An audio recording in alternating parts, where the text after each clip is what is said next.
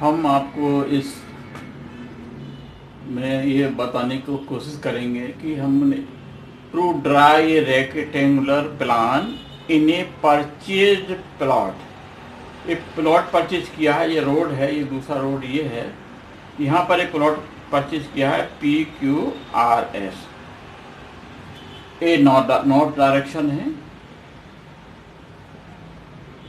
इसके इस PQRS purchase plot के अंदर हमको परचेज प्लॉट के अंदर एक रेक्टेंगुलर प्लॉट ड्रॉ करना है। हमारे पास केवल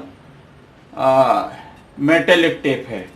तो मेटेलिक टेप ये इस तरह होता है, कपड़े का टेप भी जिसको बोलते हैं। ये आसानी से मुड़ जाता, टूटता नहीं है। ये मेटेलिक टेप है। एक तरफ सेंटीमीटर में, एक तरफ फीट में है इसका डायमेंशन।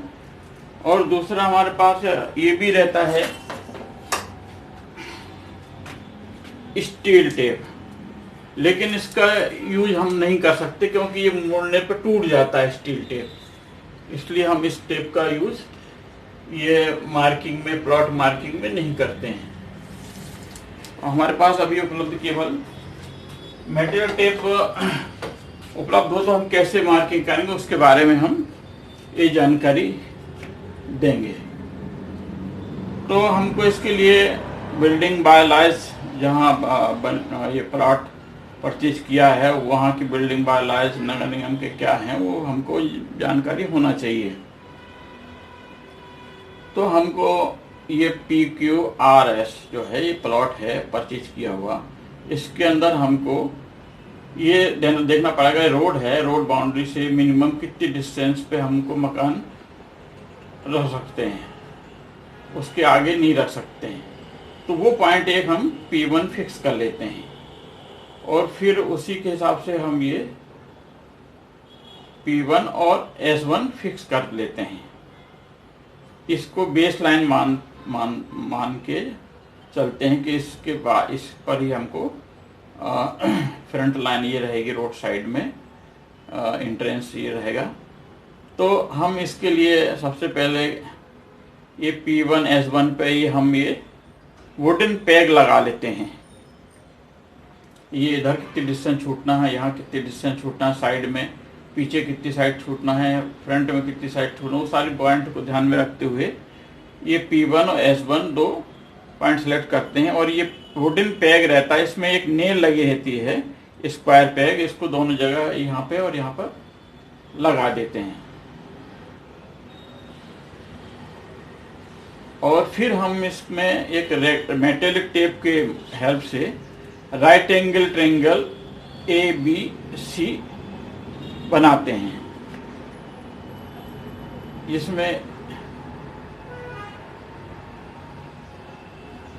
A से C 4 मीटर लिया, फिर ये 5 मीटर है तो ये 9 मीटर हो जाएगा टेप का, और फिर ये 3 मीटर रहता है तो 12 मीटर, यानी 0 और 12 मीटर को एक साथ इस तरह पकड़ लेंगे टेप से, तो ये राइट एंगल A पॉइंट पे मिल जाएगा।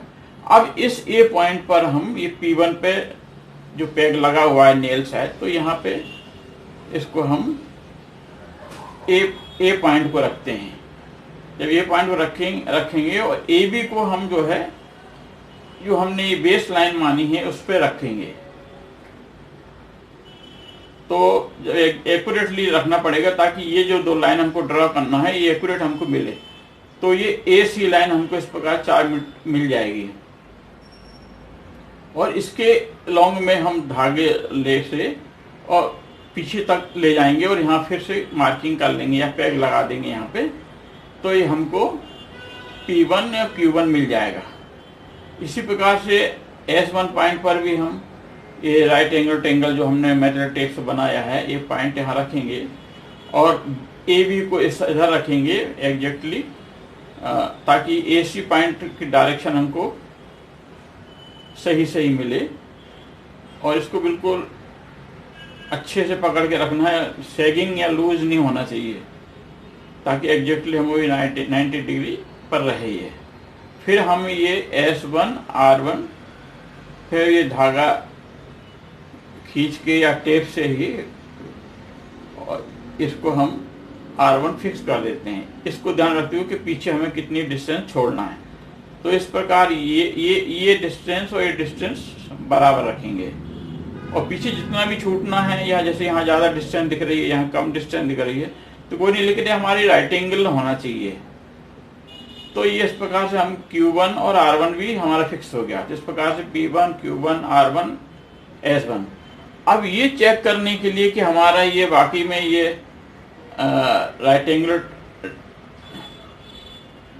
रेक्टेंगुलर बन गया है, तो इसके डायगोनल्स को भी हम मेजर करते हैं।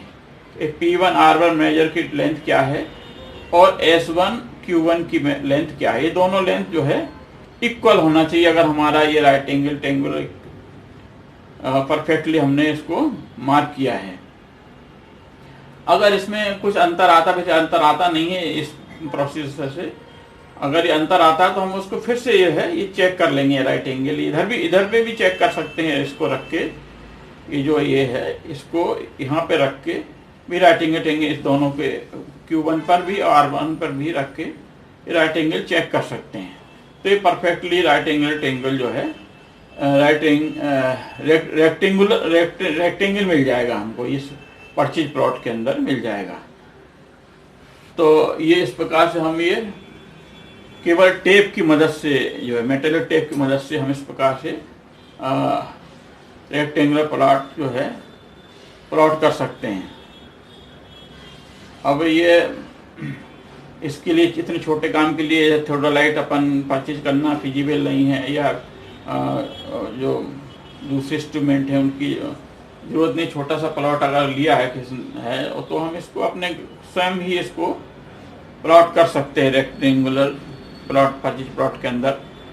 अब ये अपन को ये है कि ये इसका ये बाउंड्री जो दी हुई है बाउंड्री है, तो बाउंड्री तो चूंकि परचेजर के स्टडी में हक रहती है, तो उसके में हम हर 3-3 मीटर पर ये इस तरह से पिलर बनाते हैं।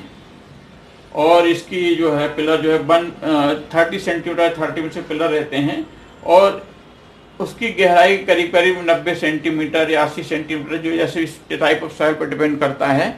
अगर मुरुम है, हार्ड सॉइल अवेलेबल जल्दी है, तो 2 फुट पे भी हम इस बाउंड्री पिलर रख सकते हैं। अगर ब्लैक कॉटन सॉइल है, क्योंकि ब्लैक कॉटन सॉइल की प्रॉपर्टी रहती है कि वो गर्मी में दरारें पड़ जाती हैं और बारिश में वो स्वेलिंग करती है। ब्लैक कॉटन सॉइल, काली मिट्टी जिसको बोलते हैं, तो उसमें हम ये फाउंडेशन ये ग्राउंड लेवल है उस पर डीप जाते हैं, गहराई पे जाते हैं, 90 सेंटीमीटर तक चले जाते हैं।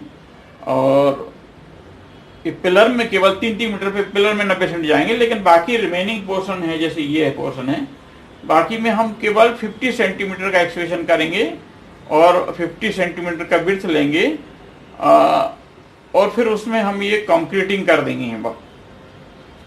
10 सेंटीमीटर का 1:3:6 रेशियो में, 1:3:6 मतलब एक पार्ट सीमेंट और 3 पार्ट सैंड और 6 part 40 mm metal, 20 mm metal, ऐसा मिक्स टाइप का मेटल लेंगे। 20, 10, 30, 40 मिक्स वेल ग्रेडेड मेटल जिसको कहते हैं, इसकी कंक्रीटिंग कर देंगे। और फिर ये वॉल बाउंड्री वॉल जो है 1-20 सेंटीमीटर हाइट का हम बना सकते हैं। इसमें जो हमारा परचेज प्लॉट है इसमें बना सकते हैं। ये 20 सेंटीमीटर थिकनेस का बॉल रहेगा।